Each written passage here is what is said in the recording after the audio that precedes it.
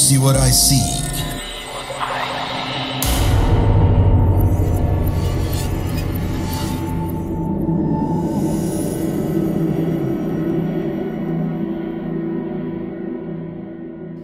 Assalamualaikum warahmatullahi wabarakatuh. Halo warga desa Sukawedi. Kembali lagi dengan saya Ardi, yang pada episode 314 saya menceritakan bagaimana pengalaman horor semasa kecil saat tinggal di Jakarta. Saya akan melanjutkan cerita ketika saya pindah ke daerah Bekasi Timur. Jadi pada mungkin sekitar tahun 1993 kami sekeluarga pindah ke daerah Bekasi Timur. Itu di sebuah perumahan baru. Beberapa tahun sejak awal kepindahan kami, tidak ada sesuatu yang menyeramkan di rumah baru kami ini. Lingkungannya juga tidak terlalu ramai karena belum banyak penghuninya.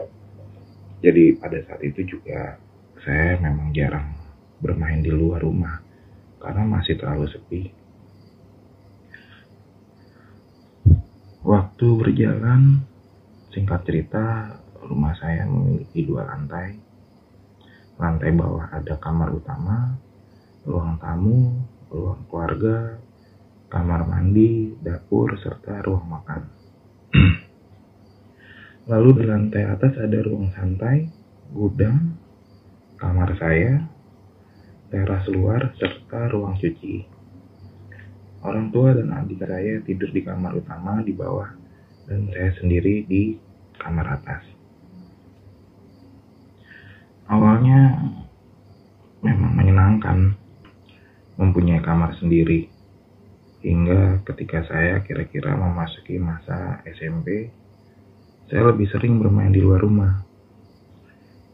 Biasanya setiap sore saya bermain bola di lapangan bersama teman-teman hingga maghrib, dan saat pulang ke rumah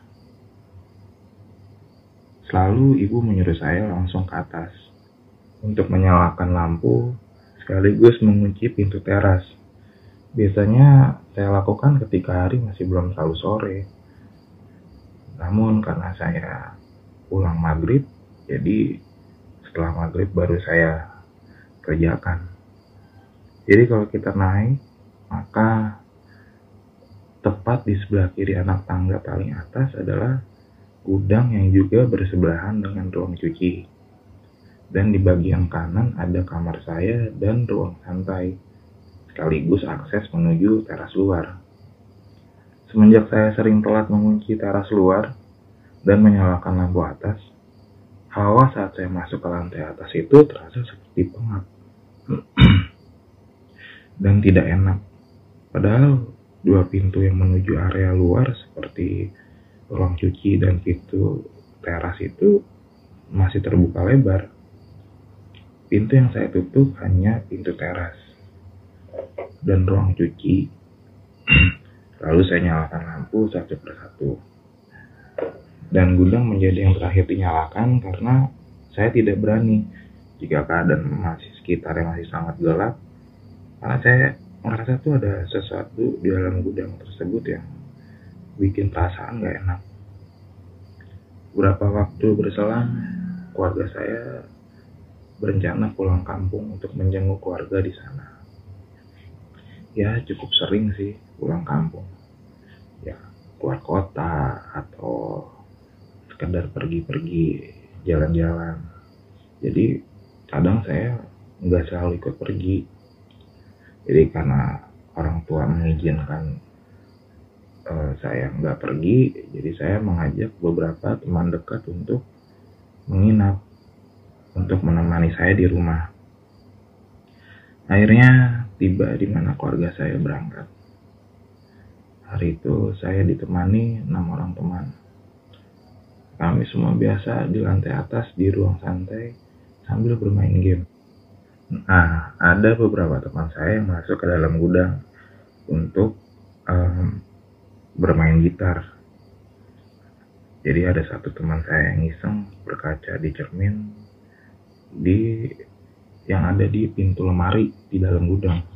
Jadi posisi pintu lemari itu memang selalu terbuka sedikit ya, karena lemari lama udah bertahun-tahun kan, jadi agak susah ditutup gitu. Jadi ketika teman saya sedang berkaca, tiba-tiba tuh dia teriak, kaget kan, karena tiba-tiba pintu lemari itu bergerak ke arah dalam, jadi seperti ada yang nutup gitu. Kita semua di ruang santai jadi ikutan kaget, dan langsung kan semua masuk ke dalam gudang. Dan semua tanya dalam keadaan panik, apaan sih? Ya. Teman saya itu masih di depan kaca, mukanya masih shock, bilang pintunya kok nutup sendiri. Saya coba berpikir positif kan, agar situasi lebih tenang.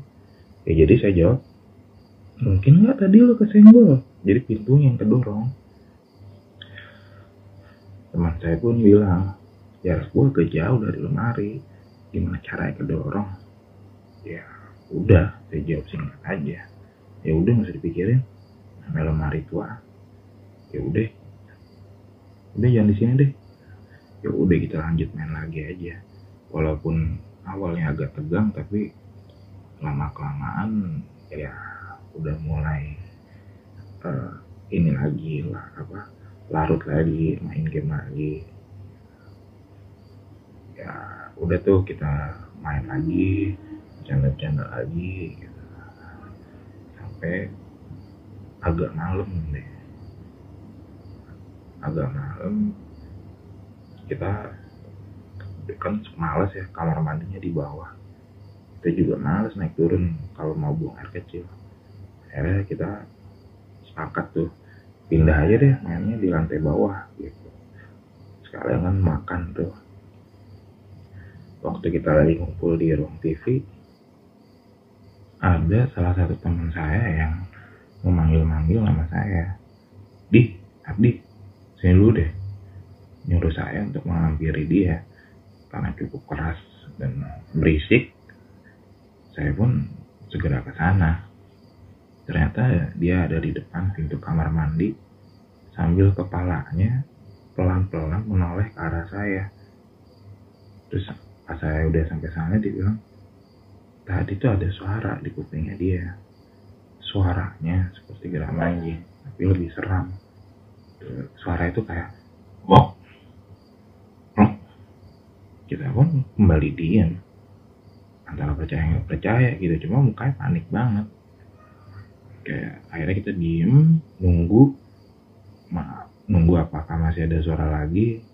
Namun setelah ditunggu beberapa lama, kita udah nggak denger lagi. Yaudahlah, kita kembali ke ruang TV. Dan teman saya ini memutuskan untuk pulang, gak jadi nginep. Saya juga lupa waktu itu dia bilang ke teman-teman yang lain apa. Tapi kejadian itu saya nggak bilang ke teman-teman saya yang lain, ya agar situasinya tetap kondusif. Ya akhirnya malam itu alhamdulillah nggak ada kejadian apa-apa lagi. Tapi mereka tetap nggak tahu tuh kalau ada kejadian menyeramkan lain setelah insiden kaca lemari. Gudang itu memang menjadi momok tersendiri buat saya, karena pernah suatu saat pas bulan puasa, itu tepatnya setelah selesai makan sahur. Biasanya saya langsung ke kamar untuk dengerin radio sambil nunggu azan subuh tiba.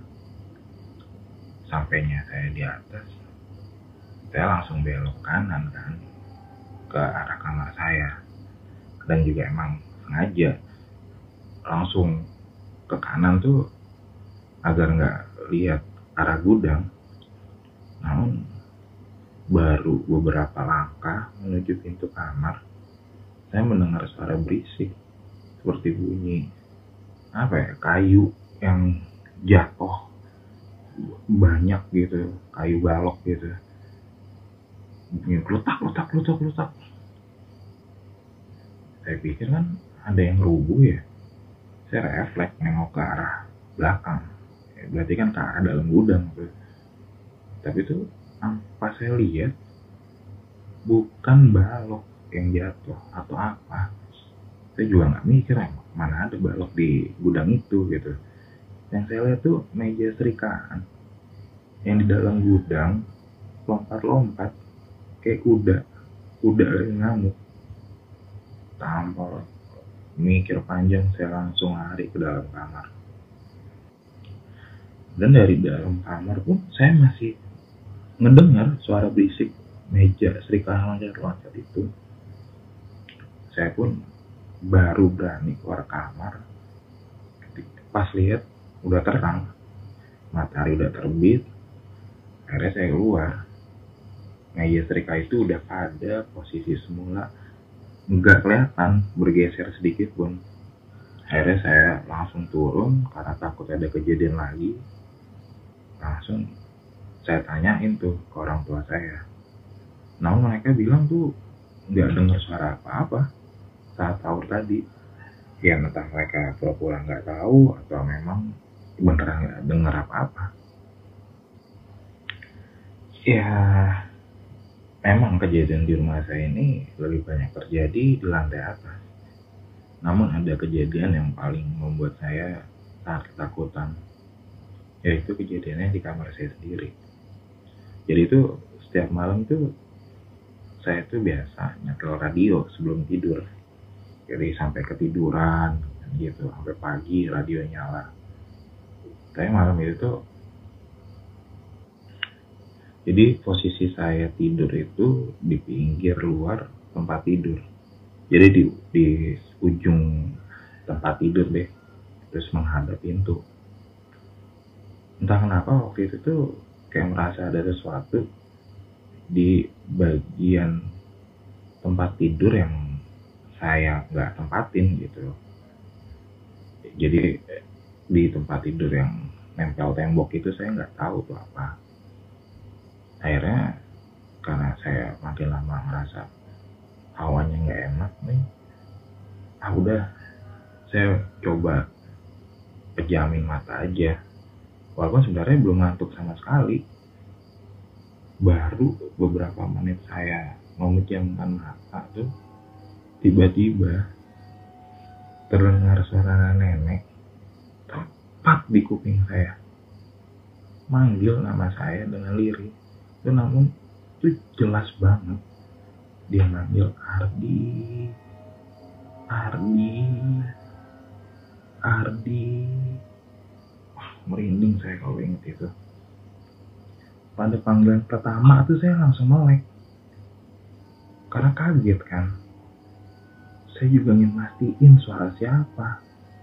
Pas panggilan kedua tuh saya jelas gak tahu itu suara siapa. Akhirnya saya langsung memejamkan mata saya lagi, meluk guling dengan erat. Ya karena takut kan.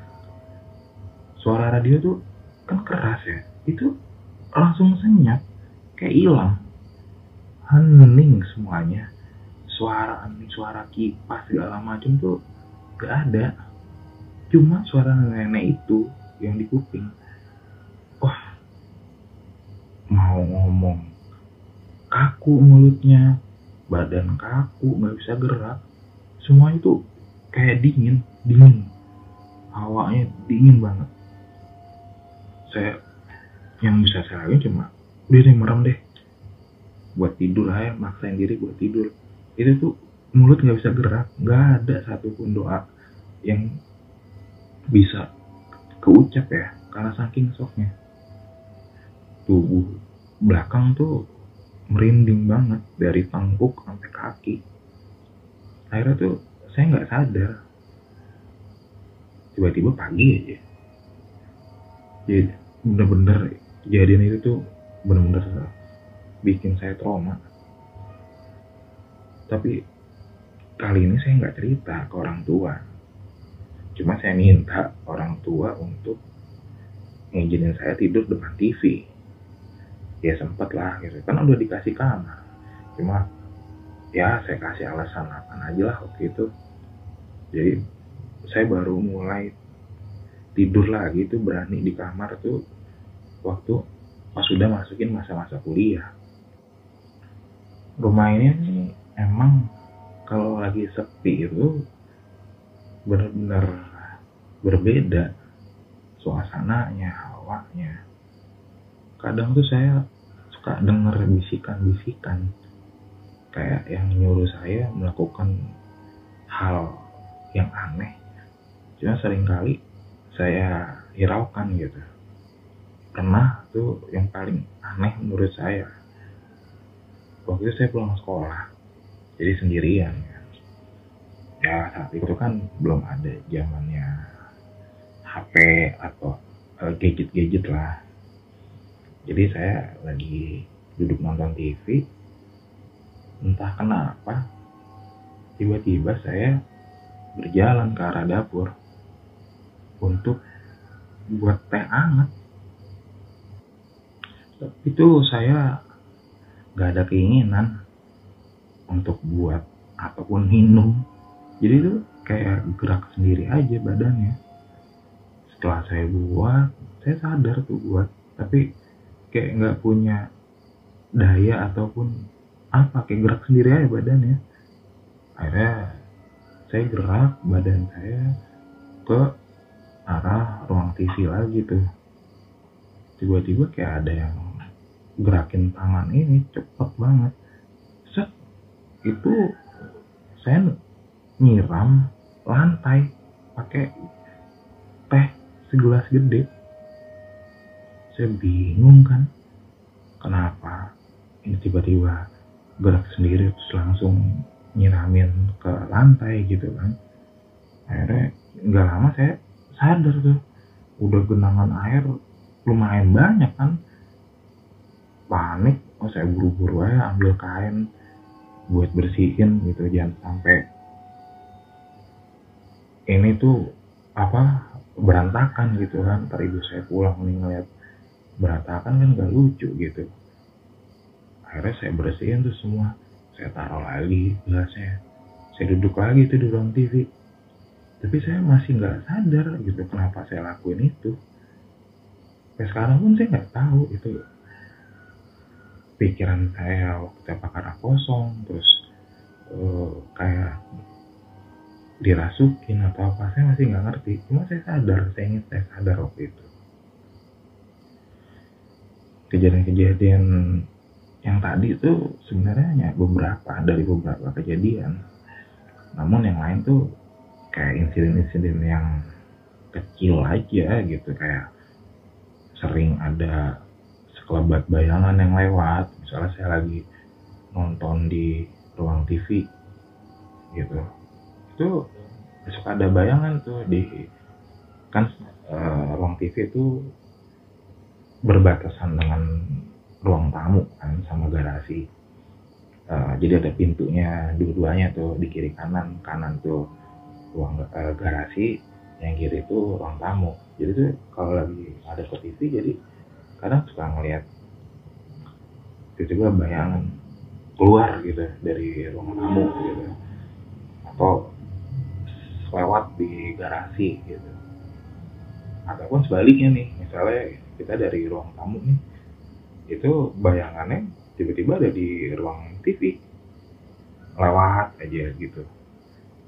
Itu masih sering sih, cuma kecil, nggak kadang mungkin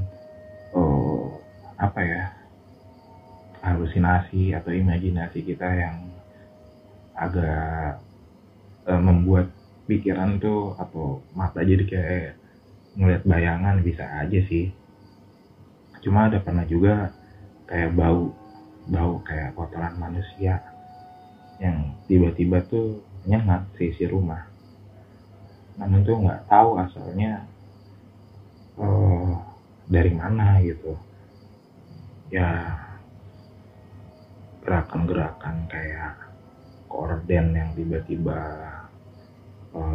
kayak ada yang nyentuh atau apa gitu tuh cukup sering. Namun sih nggak ganggu. Ya sekian yang bisa saya ceritain lagi kali ini. Oh iya, pada pertengahan masa SMA tuh kakek kakek dan nenek saya itu pindah dari rumah yang di Jakarta itu ke Bekasi, di perumahan yang sama dengan saya. Jadi hanya beda gang aja. Jadi karena kakek nenek saya hanya berdua kan, jadi itu saat itu tuh saya ditugasin sama orang tua untuk menemani mereka. Jadi bertiga lah di rumah itu. Rumahnya cukup besar, jadi ya lumayan menakutkan sih. Dan ada beberapa kejadian juga yang emang bikin merinding. Ya semoga saya bisa menceritakannya kembali di lain waktu. Terima kasih banyak warga Sukawati atas kesempatannya. Mohon maaf jika masih banyak kekurangan dalam intonasi, alur cerita atau suara.